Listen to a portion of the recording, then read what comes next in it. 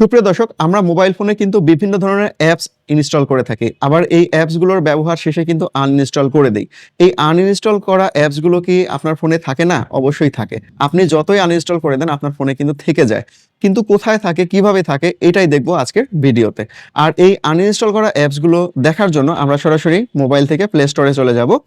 Play স্টোরে যাওয়ার পর আপনার যে ইমেজ আইকনটা আপনি দেখতে পাবেন এখানে, সেই ইমেজ আইকনের উপর একটা ক্লিক করবেন। এখান থেকে ম্যানেজ অ্যাপস অ্যান্ড ডিভাইস এখানে একটা ক্লিক করবেন। এখানে ক্লিক করার পর এখানে দেখুন যে ম্যানেজ অপশন রয়েছে, এই ম্যানেজ অপশনের উপর একটা ক্লিক করবেন। এরপরে দেখুন এখানে এই যে ডিস ডিভাইস রয়েছে, এই ডিস ডিভাইসের উপর ক্লিক করবেন। এখান থেকে এই যে নিচের দিকে দেখবেন যে নট ইনস্টল একটা অপশন রয়েছে, এই অপশনের উপর একটা ক্লিক করবেন। এই অপশনের উপর ক্লিক করলে দেখতে পারবেন আপনি যে অ্যাপসগুলো আনইনস্টল করে দিয়েছিলেন তার একটা তালিকা এখানে দেখা যাবে।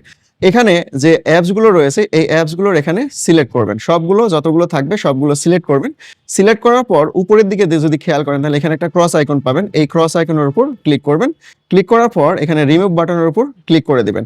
এতে করে আপনার ফোনের যে জায়গা স্টোরেজ আছে এই স্টোরেজ ফাঁকা হয়ে যাবে এবং আপনার ফোনটাও ফাস্ট হয়ে যাবে। ভিডিওটা যদি আপনার কাছে ভালো লেগে থাকে তাহলে আপনার টাইমলাইনে শেয়ার করে দিবেন।